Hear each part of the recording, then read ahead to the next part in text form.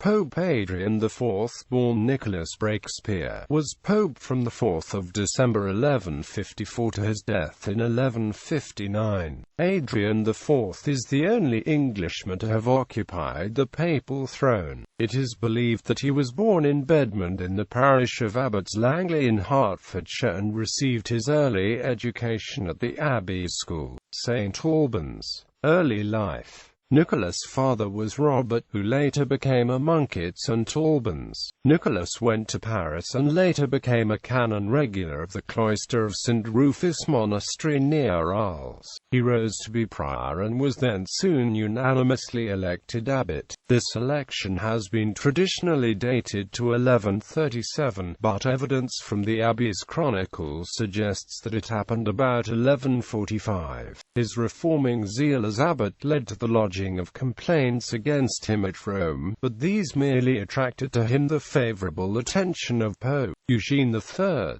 who created him Cardinal Bishop of Albano in December 1149. From 1152 to 1154 Nicholas was in Scandinavia as papal legate, establishing an independent archiepiscopal see for Norway at Trondheim, a place he chose chiefly in honor of St. Olaf. This led him to create the diocese at Hamar and, according to tradition, to form cathedral schools in Norway's bishopric cities. These schools were to have a lasting effect on education and Catholic spirituality in Norway. Nicholas made arrangements which resulted in the recognition of Gamla Uppsala as seat of the Swedish Metropolitan in 1164. As compensation for territory thus withdrawn, the Danish Archbishop of Lund was made legate and perpetual vicar and given the title of Primate of Denmark and Sweden. Nicholas was accompanied to Scandinavia by another English-born priest, Henry, Bishop of Finland, who would later be venerated by Catholics,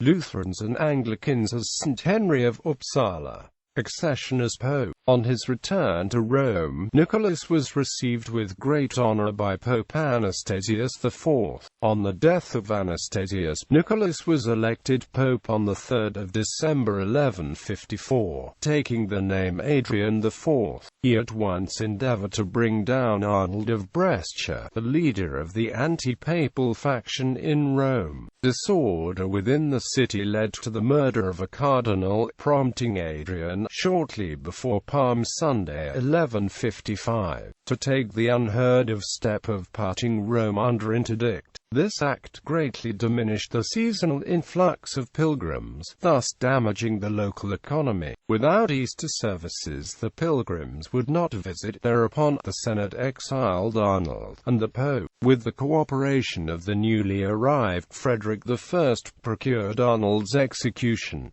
The Byzantine Alliance. In 1155, Byzantine Emperor Manuel Comnenus reconquered southern Italy, landing his forces in the region of Apulia, making contact with local rebels who were hostile to the Sicilian crown. Greek forces quickly overran the coastlands and began striking inland. Pope Adrian IV watched these developments with some satisfaction. The papacy was never on good terms with the Normans of Sicily, except when under duress by the threat of direct military action. For Adrian, having the Eastern Roman Empire on its southern border was preferable to having to deal constantly with the troublesome Normans. Therefore, negotiations were hurriedly carried out, and an alliance was formed between Adrian and Manuel. Adrian undertook to raise a body of mercenary troops from Campania. Meanwhile, Manuel dreamed of restoration of the Roman Empire. This was, however, at the cost of a potential union between the Orthodox and the Catholic Church. Negotiations for union of the Eastern and Western churches,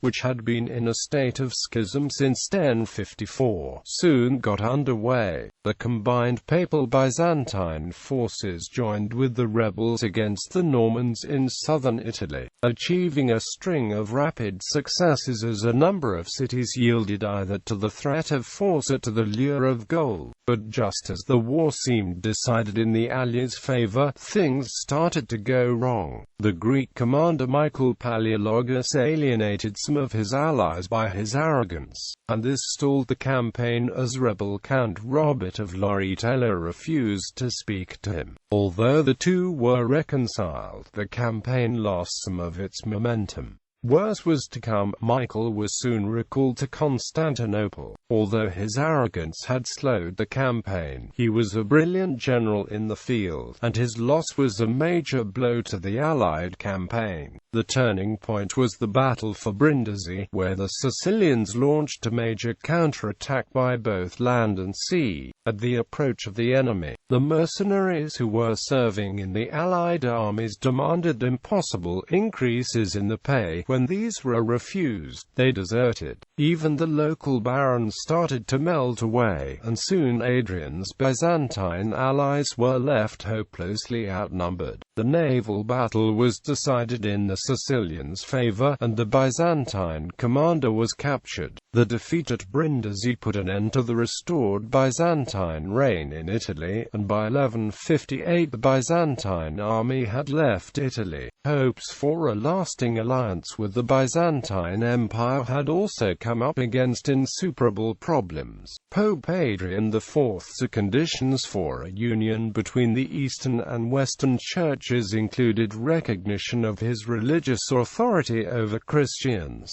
Everywhere, the emperor in turn required recognition of his secular authority. Neither East nor West could accept such conditions. Adrian's secular powers were too valuable to be surrendered, and Manuel's subjects could never have accepted the authority of the distant Bishop of Rome. In spite of his friendliness towards the Roman Church, Adrian never felt able to honor Manuel with the title of Augustus. Ultimately, a deal proved elusive, and the two churches remained divided.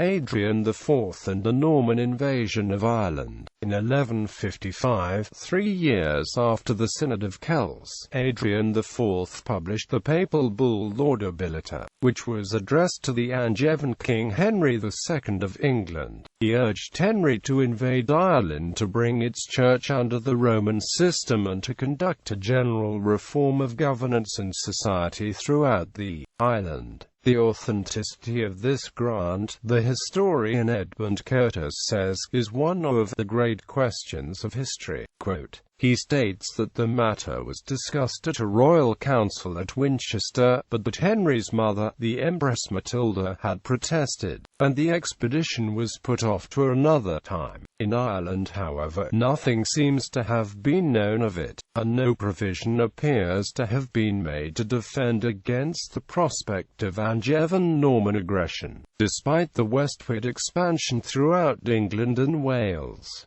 Ernest F. Henderson states that the existence of this bull is doubted by many, while, in noting that its authenticity has been questioned without resolution, P.S. O'Higgity suggests that the question is now purely an academic one. It is notable that decisions of Pope Alexander III, Pope Lucius III, and King Henry VIII in proclaiming the Crown of Ireland Act 1542 were predicated on this document. The Normans invaded Ireland in 2 stages. Dermot MacMurrough invited a small number of Norman knights led by Gilbert de Clare, 1st Earl of Pembroke in 1169, to help in a local war, and they were rewarded with grants of land. Fearing that they might create an autonomous power, Henry II landed with a much larger force in 1171. In November 1171, Henry accepted the fealty of the Dublin Vikings, the Gaelic kings and the Norman knights. Henry's action was approved by Pope Alexander III, and the Synod of Cashel met in 1172. Laudabilita came to be seen as the first step in a process, but modern historians think it less important. Barbarossa and the death of Adrian IV. At the Diet of Byzantine in October 1157, the legates presented to Frederick I a letter from Adrian IV which alluded to the beneficia or benefits conferred upon the emperor, and the German chancellor translated this beneficia in the feudal sense of the presentation of property from a lord to a vassal. Frederick was infuriated by the suggestion that he was dependent on the Pope, and in the storm which ensued the legates were glad to escape with their lives, and the incident at length closed with a letter from the Pope, declaring that by beneficium he meant merely bonum factum, or a good deed, i.e. the coronation. The breach subsequently became wider, and the emperor was about to be excommunicated when Adrian died at Anagni on 1 September 1159, reputedly choking on a fly in his wine, but probably of quinsy. His biography was first written by Cardinal Boso in his extension to the Liber Pontificalis. Memorials in Hertfordshire. Among a group of modern houses in the village of Bedmond near St Albans is a small plaque recording the spot as his birthplace, historically in the parish of Abbots Langley. Today the village has several streets named after him, including Pope's Road, Adrian Road and Breakspear Road. There is a Nicholas Breakspear Catholic School in St Albans, and a Breakspear Primary School in Ickenham, near Uxbridge.